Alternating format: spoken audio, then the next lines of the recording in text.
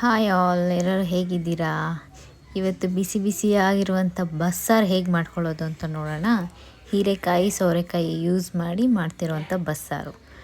So ಇದನ್ನು ನೀವು ಮುದ್ದೆ ಜೊತೆ ಅನ್ನ ಜೊತೆನೂ ತಿನ್ಕೋಬೋದು. ಹೇಗೆ ಮಾಡೋದು ನೋಡ್ಕೊಬೇಡೋಣ. ಮೊದಲಿಗೆ ನಾನೊಂದು ಫುಲ್ ಸೋರೆಕಾಯಿ ಹೀರೆಕಾಯಿ ತೊಗೊಂಡಿದ್ದೀನಿ. ಕಟ್ ಮಾಡಿ ನೀಟಾಗಿ ವಾಶ್ ಮಾಡ್ಕೊಂಡಿದ್ದೀನಿ. ಕುಕ್ಕರ್ಗೆ ಇವಾಗ ನಾನು ಬೇಳೆ ಹಾಕ್ಕೊಳ್ತಿದ್ದೀನಿ. ಬೇಳೆ ನೀವು ಯಾವ್ದು ಬೇಕಾದ್ರೂ ಹಾಕ್ಕೋಬೋದು. ಒಂದು ಸ್ವಲ್ಪ ಹೆಸರು ಬೇಳೆ ಇದು ಹಾಕ್ಕೊಂಡು ನಾನು ತರಕಾರಿ ಎಲ್ಲ ಹಾಕ್ಕೊಳ್ತಾ ಇದ್ದೀನಿ. ಇವಾಗ ಇದಕ್ಕೇ ಒಂಚೂರು ಉಪ್ಪು, ಒಂದು ಸ್ವಲ್ಪ ನೀರು, ಅದು ವೆಜಿಟೇಬಲ್ಸ್ ಮುಳುಗೋಷ್ಟು ನೀರು ಹಾಕ್ಬಿಟ್ಟು ಒಂದು 3-4 ವಿಜಿಲ್ ಕೂಗಿಸ್ಕೊಳ್ತಾ ಇದ್ದೀನಿ ನಾನು. ಅಗೇನ್ ಅದು ಡಿಪೆಂಡ್ ನಿಮ್ಮ ವಿಸಿಲ್ ಮೇಲೆ.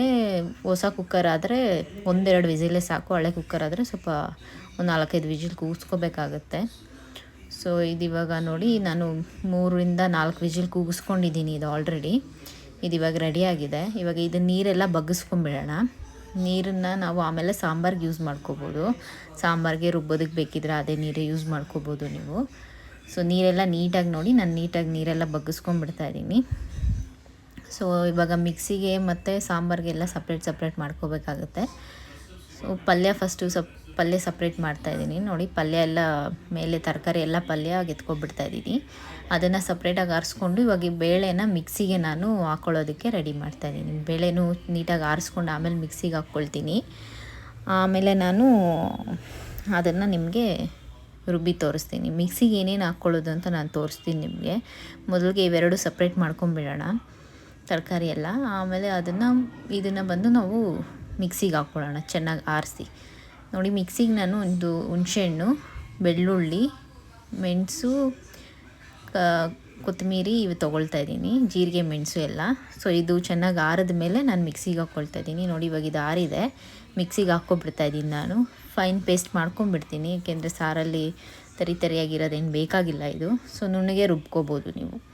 ನೀಟಾಗಿ ರುಬ್ಕೊಂಡು ಆಮೇಲೆ ನೀವು ಇದಕ್ಕೊಂಚೂರು ನೀರು ಹಾಕ್ಕೋಬೋದು. ನೀರು ಇಲ್ಲ ಅವಾಗೆ ಬಗ್ಸಿರೋ ನೀರೇ ಬೇಕಿದ್ರೂ ಹಾಕ್ಕೋಬೋದು ಸಾಂಬಾರಿಗೆ. ಸೊ ಇವಾಗ ಇದನ್ನ ನೀಟಾಗಿ ರುಬ್ಕೊಂಡ್ಬಿಡ್ತೀನಿ ನಾನು. ನೋಡಿ ಈ ರೀತಿ ರುಬ್ಕೊಂಡ್ರೆ ಸಾಕು ನೀವು. ಇವಾಗ ಸಾಂಬಾರಿಗೆ ಹಾಕ್ಕೊಬಿಡೋಣ. ಇದು ಪಾತ್ರೆ, ನೀವು ಸಾಂಬಾರು ಯಾವುದ್ರಲ್ಲಿ ಮಾಡ್ತೀರೋ ಆ ಪಾತ್ರೆಯಲ್ಲಿ ಆ ನೀರಲ್ಲಿ ಮಿಕ್ಸ್ ಮಾಡಿ ಸ್ವಲ್ಪ ರುಬ್ಬಿರೋದನ್ನ ಹಾಕ್ಕೊಬಿಡ್ತಾ ಇದ್ದೀನಿ. ಸೊ ನೀಟಾಗಿ ಆ ನೀರು ಎಕ್ಸ್ಟ್ರಾ ಏನು ಹಾಕ್ಕೊಳ್ಳೋದು ಬೇಡ. ನೀವು ಅವಾಗೆ ತರಕಾರಿ ಬಗ್ಸಿರೋ ನೀರು ಇದೆಯಲ್ಲ ಅದನ್ನೇ ಹಾಕ್ಕೋಬೋದು. ಇದಕ್ಕೆ ನಾನೊಂದು 1 ಸ್ಪೂನಷ್ಟು ಸಾಂಬಾರು ಪುಡಿ, ಒಂದು ಅರ್ಧ ಸ್ಪೂನಷ್ಟು ಖಾರ ಪುಡಿ ಹಾಕ್ಕೊಳ್ತಾ ಇದ್ದೀನಿ.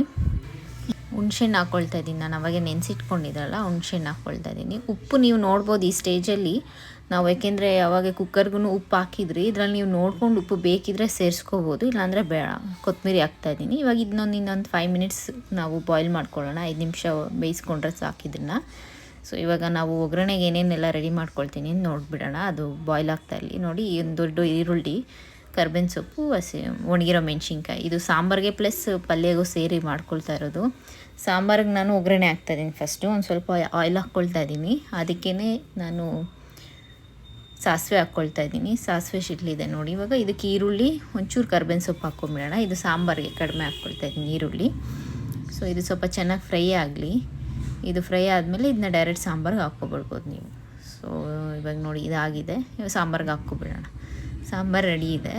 ಇನ್ನೇನು ಬೇಯಿಸೋಷ್ಟು ಏನು ಬೇಕಾಗಿಲ್ಲ ಸಾಂಬಾರನ್ನ. ಇವಾಗ ಇನ್ನೊಂದು ಕಡಾಯಲ್ಲಿ, ಇನ್ನೊಂದು ಪಾತ್ರೆಯಲ್ಲಿ ನಾವು ಇದಕ್ಕೆ ಪಲ್ಯಗೆ ಒಗ್ಗರಣೆ ಹಾಕ್ಕೊಬಿಡೋಣ. ಸೇಮ್ ಒಂದು 2 ಟೇಬಲ್ ಸ್ಪೂನಷ್ಟು ಆಯಿಲ್ ಹಾಕ್ಕೊಳ್ತಾ ಇದ್ದೀನಿ. ಸಾಸಿವೆ ಹಾಕ್ಕೊಂಡು ಈರುಳ್ಳಿ, ಕರ್ಬೇವಿನ ಸೊಪ್ಪು ಇವೆಲ್ಲ ಹಾಕ್ಕೊಬಿಡೋಣ. ಈ ಪಲ್ಯಗೆ ಈರುಳ್ಳಿ ಫುಲ್ಲು ಫ್ರೈ ಆಗೋದು ಬೇಡ, ಯಾಕೆಂದರೆ ಅದು ಪಲ್ಯನಲ್ಲಿ ನಿಮಗೆ ಸ್ವಲ್ಪ ಸಿಗ್ತಾ ಇರಬೇಕು.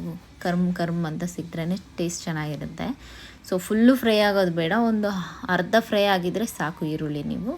ಆಮೇಲೆ ಅದು ರೆಡಿಯಾಗಿ ಹೋಗುತ್ತೆ. ಇವಾಗ ನೋಡಿ ಇದನ್ನೆಲ್ಲ ಹಾಕಿ ನಾನು ಸ್ವಲ್ಪ ಫ್ರೈ ಮಾಡ್ಕೊಳ್ತಾ ಇದ್ದೀನಿ. ಸ್ವಲ್ಪ ಪಿಂಕ್ ಬಂದರೆ ಸಾಕು ಈರುಳ್ಳಿ, ಜಾಸ್ತಿ ಏನು ಫ್ರೈ ಆಗೋದು ಬೇಡ ಈರುಳ್ಳಿ.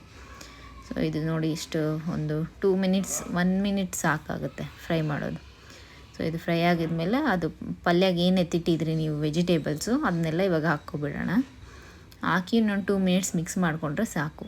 ಇದರಲ್ಲಿ ಆಲ್ರೆಡಿ ನಾವು ಉಪ್ಪು ಹಾಕಿದ್ರಿ, ನೋಡ್ಕೊಳ್ಳಿ. ನಿಮಗೆ ಬೇಕಿದ್ರೆ ಉಪ್ಪು ಹಾಕ್ಕೋಬೋದು. ಖಾರ ಇನ್ನು ಸ್ವಲ್ಪ ಬೇಕಿದ್ರೆ ನೀವು ಹಾಕ್ಕೋಬೋದು, ಬೇಕಿದ್ರೆ ಹಸಿಮೆಣ್ಸಿನ್ಕಾಯಿ ಹಾಕ್ಕೋಬೋದು. ನೋಡಿ ರೆಡಿ ಇದೆ ಸಾಂಬಾರು ಇವಾಗ. ಅಷ್ಟೇ, ಹಾಕಿ ಸರ್ವ್ ಮಾಡ್ಕೊಂಡು ತಿಂದ್ಕೊಂಡ್ರೆ ತುಂಬ ಚೆನ್ನಾಗಿರುತ್ತೆ ಬಸ್ಸಾರು ಟೇಸ್ಟು. ನೀವು ಯಾವ ವೆಜಿಟೇಬಲ್ ಸೊಪ್ಪು ಎಲ್ಲ ಇದೇ ರೀತಿಯೇ ಬಗ್ಗಿಸ್ಕೊಂಡು ನೀಟಾಗಿ ಮಾಡ್ಕೋಬೋದು, ಏನು ಪ್ರಾಬ್ಲಮ್ ಇಲ್ಲ. ಸೊ ವಿಡಿಯೋ ಲೈಕ್ ಆಗಿದ್ರೆ ಲೈಕ್ ಮಾಡಿ, ಶೇರ್ ಮಾಡಿ, ಸಬ್ಸ್ಕ್ರೈಬ್ ಮಾಡಿ. Thank you.